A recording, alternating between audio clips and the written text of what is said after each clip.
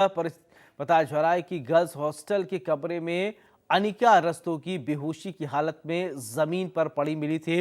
Ambulance से नजदीकी Apollo medics hospital ले जाया गया, जहां पर डॉक्टरों ने उसे मृत घोषित कर दिया। लखनऊ से देखिए संवाददाता अभिषेक की रिपोर्ट। नेशनल इन्वेस्टिगेशन एजेंसी में आईजी पद पर तैनात आईपीएस संतोष रस्तोगी की बेटी अनिका रस्तोगी इसी राम मनोहर लोहिया लखनऊ के लॉ यूनिवर्सिटी में थर्ड ईयर में पढ़ रही थी। अनिका की देर रात संदिग्ध परिस्थितियों में डेड बॉडी उसके हॉस्टल के रूम से मिली। कॉलेज में एक कार्यक्रम था, जिस कार्यक्रम में भी वो शामिल हुई, यानी कल्चरल मीट चल रहा था जिसमें वो शामिल हुई, और उसके बाद वो खाना खाकर अपने रूम में आ गई। ये डेली रूटीन था।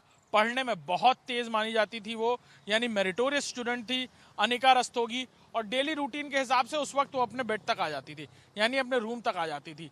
लेकिन काफ़ी देर बाद उसके दोस्त उसे ढूंढते रहे, और क्योंकि कॉलेज में फेस्ट चल रहा था, उस वक्त उसके इस तरह से रूम में जाने की वजहों को ढूंढते हुए उसके दोस्त उसके रूम तक आए। उन्होंने वार्डन को बताया, उसका दरवाज़ा अंदर से बंद था, दरवाज़ा ना खुलने के चलते उसका दरवाज़ा खोला गया तो अंदर अनिका बेसुध हालत में अपने बिस्तर पर मिली, और फिर उसे यहाँ पर ही यानी आशियाना इलाके में ही बने अपोलो मेडिक्स हॉस्पिटल ले जाया गया, जहाँ उसे बॉट डेड घोषित कर दिया गया, यानी उसकी मौत रास्ते में ही हो गई थी।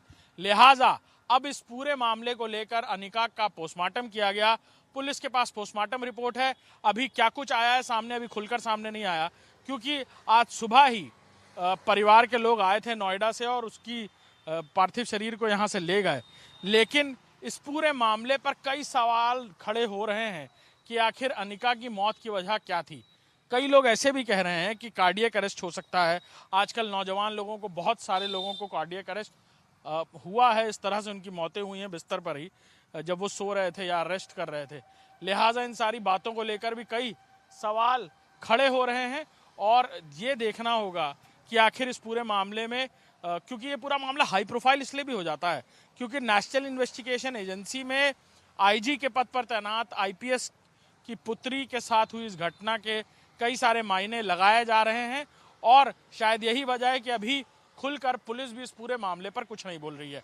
देखना होगा कि पोस्टमार्टम रिपोर्ट में आखिर क्या कुछ निकल कर आता है, और क्या वाकई मौत की वजह सवालों के घेरे में होती है या नहीं। कैमरामैन दीपक के साथ अभिषेक सिंह। और इसी के साथ इस बुलेटिन में मेरे साथ फिलहाल इतना ही। नमस्कार।